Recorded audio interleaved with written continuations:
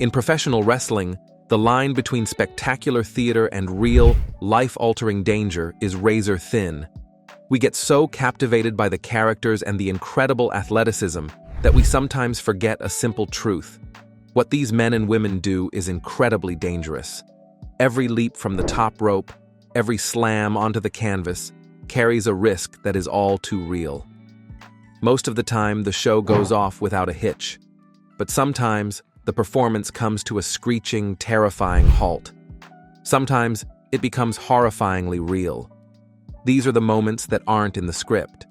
The moments when a wrestler genuinely loses consciousness, live on TV in front of millions. From freak accidents to the tragic result of years of physical punishment, these incidents are a stark reminder of the price these athletes pay. These aren't storylines. These are the real stories that brought the world of wrestling to a standstill, when cheers turned to silence and the spectacle gave way to raw, unscripted fear. We're about to uncover 10 of the most shocking instances of wrestlers losing consciousness in the ring, moments that reminded everyone of the dangers lurking just behind the curtain. Don't forget to hit that like button and subscribe the channel. Let's start. Mick Foley, King of the Ring, 1998. Some wrestling matches are remembered, and then there are matches that are burned into the memory of every wrestling fan. The Hell in a Cell match between Mankind, Mick Foley's deranged alter ego, and The Undertaker at the 1998 King of the Ring is one of those moments. It wasn't just a match. It was a spectacle of punishment that's still talked about with a mix of awe and horror. Foley knew that to have a chance against The Undertaker, he had to do something unforgettable. So he started the match not inside the cell, but on top of it. What happened next was one of the most terrifying falls in wrestling history. Just minutes in, The Undertaker threw Foley from the top of the 16-foot-high steel cage, sending him crashing through the Spanish announce table. The impact was sickening. Announcer Jim Ross screamed his now famous line, "Good God Almighty!" That killed him. As God is my witness, he is broken in half. That fall should have ended any man's night. Foley suffered a dislocated shoulder, but he wasn't done. In a display of grit that's hard to comprehend, he slid off the stretcher and started climbing the cell once more. This led to the second, and arguably more dangerous, moment of the night. Back on top, The Undertaker chokeslammed Foley. The cage panel was supposed to sag to absorb the impact. It didn't sag. It broke.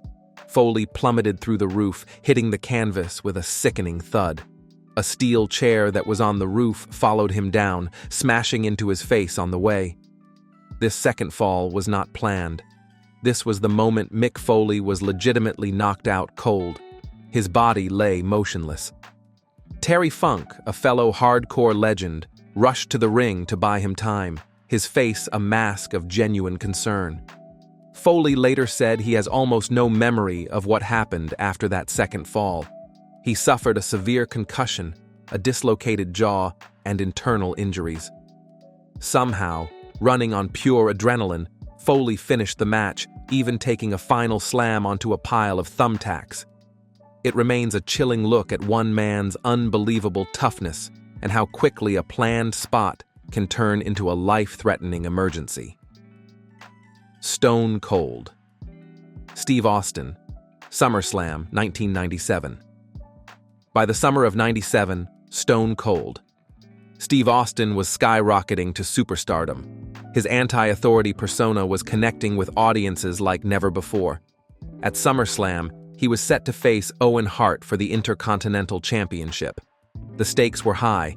If Austin lost, he'd have to kiss Hart's rear end in the middle of the ring. It was a huge match, but it became infamous for a single terrifying moment that almost ended Austin's career. The match was a technical battle until Owen Hart went for a sit-out tombstone piledriver. But the execution went horribly wrong. Austin's head was positioned too low. Instead of his body taking the impact, the crown of his head was driven directly into the mat with the full force of both men's weight.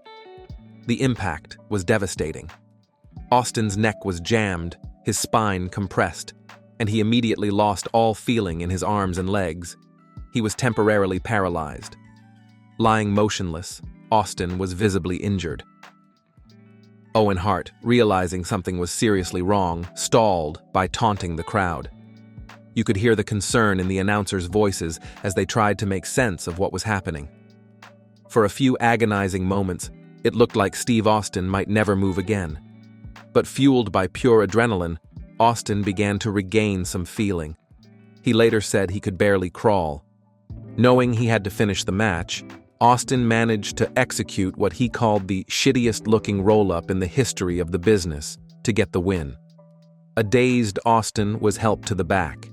He had suffered a bruised spinal cord and a broken neck, an injury that would ultimately shorten his career. While he wasn't knocked unconscious, the temporary paralysis was one of the most frightening on-air injuries ever seen. It was a chilling reminder that a few inches can have catastrophic consequences. The image of Austin, momentarily paralyzed but fighting through to finish, became a defining part of his legend. But it came at a terrifyingly high cost. Ricky Steamboat, Saturday Night's Main Event, 1986. Jake the Snake Roberts was one of the most sinister villains of the 80s. His finisher, the DDT, was presented as one of the most devastating moves in wrestling. In 1986, to solidify his evil persona, the WWF booked him in a feud with the ultimate good guy, Ricky the Dragon Steamboat. The plan was for Roberts to viciously attack Steamboat on Saturday Night's Main Event by delivering a DDT not in the ring, but on the unforgiving concrete floor. Even back then, this was a huge risk. Jake Roberts himself was against it. He knew the dangers and argued with the bookers, telling them, "I can't DDT him on the floor. It'll fit and kill him." He even warned Steamboat, but Ricky, ever the professional, insisted. He was convinced he knew how to take the move safely and told Roberts to go through with it. Reluctantly, Roberts agreed. Before their match could even start, Roberts ambushed Steamboat. He dragged him outside and set him up for the DDT. In his attempt to protect himself, Steamboat accidentally moved his hands at the last second, leaving his head completely exposed. His skull smashed directly onto the concrete with a thud that reportedly sounded like a grenade. The result was instantaneous and horrifying. Ricky Steamboat was knocked out cold. Roberts, realizing Steamboat was completely limp, had to physically pick up his unconscious body and roll it back into the ring. He later described the moment with deep regret. To add to the horror, Roberts draped his python, Damien, over Steamboat's lifeless body. On commentary, Vince McMahon tried to downplay it, saying Steamboat had a mild concussion. The reality was far worse. Steamboat suffered a serious concussion, and the image of his limp body became an iconic, terrifying moment in their feud. It all happened because a wrestler was committed to selling a story, a decision that led to him being legitimately knocked unconscious on live television. Bret Hart, WCW Starrcade, 1999. By late 1999, Bret, the Hitman Hart, was one of the biggest names in the business and the reigning WCW World Heavyweight Champion. His opponent at WCW's biggest show, Starrcade, was the unstoppable Goldberg. It was a dream match that turned into a nightmare and tragically ended the career of one of the greatest ever. The cause wasn't some complex, high-risk spot. It was a single, reckless kick. During the match, Goldberg delivered a thrust kick that connected flush with Hart's head. It was brutally stiff. Hart later said it felt like he'd been chopped with a hockey stick. The impact gave him a serious concussion, but with the adrenaline of a world title match pumping, the true extent of the damage wasn't immediately clear. Hart, dazed and disoriented, managed to continue. He later admitted that after the kick, he was out on his feet, remembering nothing. He knew he had to get up for the finish, but couldn't recall what it was supposed to be. Tragically, he continued to wrestle in the days that followed, completely unaware of how severe his condition was. He likely suffered several more concussions in that short time. It wasn't until he saw a specialist that the horrifying reality set in. His career was over. Hart was diagnosed with post-concussion syndrome, forcing him to retire. While Hart wasn't knocked unconscious for an extended period, that initial blow and his state of severe disorientation mark this as a legitimate on-air incident where a wrestler was dangerously compromised, operating on pure instinct. The moment remains incredibly controversial. For years, Hart has blamed Goldberg's carelessness for ending his career. It stands as a stark example of how a single, poorly executed move can have devastating, lifelong consequences. Perro Aguayo Jr., The Crash, 2015. The world of Mexican lucha libre is known for its high-flying, fast-paced style. But on March 20th, 2015, during a tag team match in Tijuana, that risk turned into tragedy. The main event featured Perro Aguayo Jr., a massive star in his own right, teaming with Manic against the legendary Rey Mysterio Jr. and Extreme Tiger. The match was being filmed, and the audience witnessed the horrifying and sudden death of a wrestler in his prime. The fatal sequence began when Rey Mysterio delivered a dropkick to set Aguayo up for his signature 619 finisher. Aguayo landed on the middle rope exactly as intended. However, the impact of his throat hitting the rope caused a severe whiplash that fractured 3 vertebrae and snapped his neck. He went limp almost instantly, hanging motionless. The other wrestlers, seemingly unaware of how serious it was, continued the match for another minute or two. It was clear Aguayo was unresponsive. Conan, at ringside, was the first to realize something was desperately wrong and tried to revive him. The match was quickly stopped, but the scene was one of confusion and growing panic.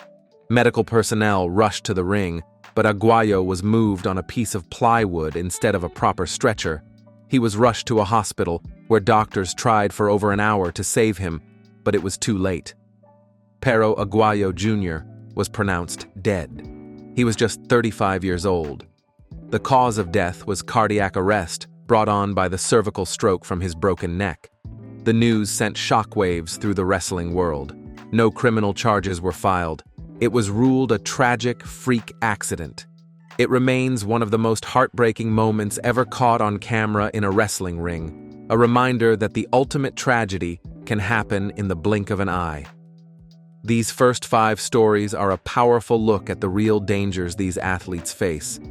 The line between entertainment and tragedy is incredibly fine. Before we get to the second half of our list, take a moment to hit that like button and subscribe. Let us know in the comments below which of these stories shocks you the most. Now, let's get back to the countdown. Draws, Darren Drozdov, SmackDown, 1999. On October 5th, 1999, during a SmackDown taping, a devastating accident ended a wrestler's career and changed his life forever. Darren Drozdov, known as Droz, was a former NFL player with a promising wrestling career ahead of him. That night, he was in a match against D'Lo Brown, a respected and safe veteran. But in a split second, a standard move went catastrophically wrong. The move was D'Lo's signature running powerbomb, something he had done thousands of times. But this time, something went awry. Droz was reportedly wearing a loose shirt, making it hard for D'Lo to get a good grip. As D'Lo lifted Droz and started to run, he lost his footing. Droz, off balance, couldn't jump properly to absorb the impact. Instead of landing on his back, he landed directly on his head, his neck buckling under the momentum. The impact fractured 2 vertebrae in his neck. The match was immediately stopped. Droz wasn't knocked unconscious, but the trauma to his spinal cord rendered him immediately quadriplegic. He lay on the canvas, fully conscious, but unable to move his body from the neck down. The crowd fell silent as the gravity of the situation became clear. Droz was carefully stabilized and stretchered out of the ring. He was rushed to a medical center for hours of surgery, but the damage was done. The accident left Darren Drozdov a quadriplegic. Over the years, through intense rehab, he regained some movement in his upper body, but remained in a wheelchair for the rest of his life. D'Lo Brown was devastated, but Droz never held any animosity toward him, acknowledging it was a tragic accident. Droz lived with immense courage and a positive spirit before passing away in June 2023 at 54. His story is one of wrestling's most tragic, a moment where a wrestler lost control of his body on live TV, not from a knockout, but from an injury that instantly changed everything. Mitsuharu Misawa, Pro Wrestling Noah, 2009. Few figures in wrestling command as much reverence as Mitsuharu Misawa. Widely seen as one of the greatest performers of all time, Misawa was a legend in Japan. He was famous for his King's Road style, a hard-hitting, physically demanding approach that produced some of the most acclaimed matches ever. But that style came at a tremendous physical cost. On June 13, 2009, that bill came due in the most tragic way possible. Misawa, at 46, was far from his prime, but still wrestled as the main attraction for his own promotion, Pro Wrestling Noah. That night, he was in a tag team match. Near the end, his opponent lifted him for a routine backdrop suplex, a move Misawa had taken thousands of times. He took the bump, landing on his upper back and neck, and he never got up. The referee immediately stopped the match. Misawa lay motionless. The ringside doctor and other personnel rushed in as the other wrestlers looked on in horror. The crowd of 2,000 fans fell silent, chanting, "Misawa, Misawa," hoping for a miracle. CPR was administered in the ring, but he was unresponsive. He had gone into cardiac arrest. He was transported to a hospital but was likely already gone. Mitsuharu Misawa was pronounced dead, just days shy of his 47th birthday. While his family requested the official cause of death remain private, it's widely believed he died from a cervical spinal cord injury. The suplex wasn't botched. Rather, it was simply the final straw. It was the cumulative effect of a career filled with thousands of brutal bumps and neck injuries. His body had simply endured all it could. One of wrestling's most beloved icons had died in the middle of the ring, doing what he loved. Plum Mariko, JWP Joshi Puroresu, 1997 Japanese Women's Wrestling, or Joshi Puroresu, is known for being incredibly physical. Plum Mariko was a respected veteran of this world, but her career was marked by a series of injuries, including multiple concussions. In the weeks leading up to August 1997, those around her noticed she was having memory problems and suffering from severe headaches, but she refused to miss any shows. On August 15, 1997, that dedication led to a landmark tragedy. Mariko was in a tag team match. During the match, her opponent hit her with a Liger bomb, a high-impact powerbomb, and pinned her for the win. Mariko didn't kick out, which wasn't unusual. But then, a horrifying sign emerged. Mariko began snoring in the ring. This wasn't sleep. It was an alarming symptom of a severe brain bleed. Panic set in as everyone realized she was seriously injured. Mariko had been knocked unconscious by the move and had fallen into a coma from which she would never awaken. She was rushed to the hospital for emergency brain surgery, but it was too late. Plum Mariko was pronounced dead the next day. She was only 29 years old. No autopsy was performed, at her father's request. However, doctors believed the Liger bomb wasn't the sole cause of death. Instead, it was the trigger for a pre-existing condition. It's thought that years of head trauma had led to a brain abscess. The impact of that final move likely caused it to rupture, leading to the fatal brain hemorrhage.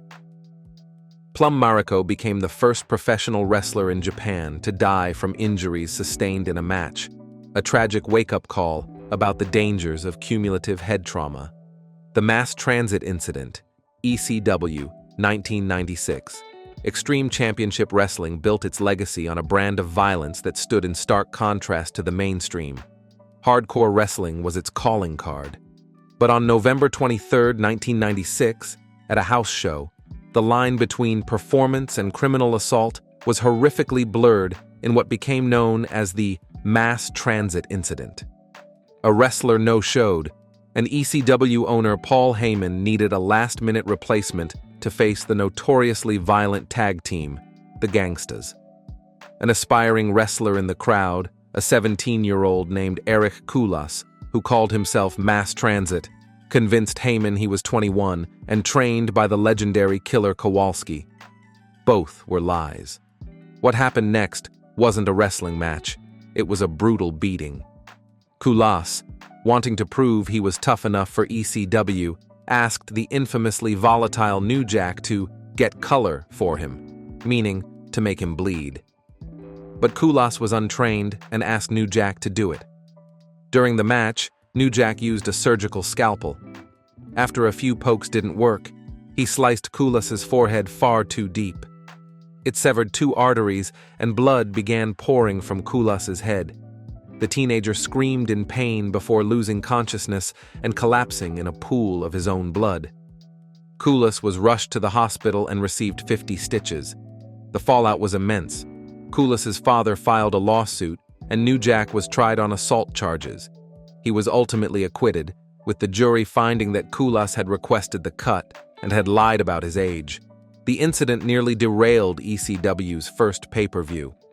It remains one of wrestling's darkest and most cautionary tales, a story of lies, extreme violence, and a young man who was legitimately carved up in pursuit of a misguided dream. Owen Hart. Over the Edge, 1999. Of all the tragedies in wrestling, none is more infamous than the death of Owen Hart. On May 23, 1999, at the Over the Edge pay-per-view, Owen was scheduled to make a dramatic entrance from the rafters. Reprising his Blue Blazer superhero gimmick, he was supposed to be lowered to just above the ring, then pretend to get tangled before comically falling a few feet. It was a stunt meant for laughs. But something went horrifically wrong. While being lowered, the quick-release mechanism on his harness triggered prematurely. From a height of 78 feet, Owen Hart plummeted to the ring. He landed chest first on the top rope, which threw him violently onto the canvas. The TV audience didn't see the fall itself, but for the thousands in the arena, it was an unforgettable horror. Announcer Jim Ross, his voice trembling, had to inform the world that this was not a storyline. This was real. Paramedics worked on Owen in the ring before transporting him to a medical center. In a decision that remains one of the most controversial in WWE history, Vince McMahon ordered the show to continue. About an hour later, Jim Ross delivered the devastating news: Owen Hart has died. The cause of death was internal bleeding from blunt force trauma. The impact had severed his aorta. He was only 34 years old. Owen wasn't just knocked unconscious, he was killed almost instantly in front of a live audience. The incident led to a massive lawsuit from the Hart family and a reevaluation of safety protocols across the industry. It remains a profound and painful scar on the history of wrestling, a moment where entertainment gave way to the ultimate, unimaginable tragedy, live on air. These 10 stories are more than just shocking moments. They're powerful, often tragic, reminders of the very real human cost of this business. Behind the spectacle and the roar of the crowd are men and women who put their lives on the line every time they perform. These incidents, where a performer is legitimately hurt, strip away the illusion and expose the unforgiving reality of their job. They force us, as fans, to look beyond the character and see the person, to appreciate not just their athleticism, but their incredible courage. While safety has evolved, often because of these tragedies, the risk can never be fully eliminated. The legacies of Owen Hart, Mitsuharu Misawa, Pero Aguayo Jr., and all the others lost or injured in the ring serve as a permanent, solemn testament to the price they pay to entertain us.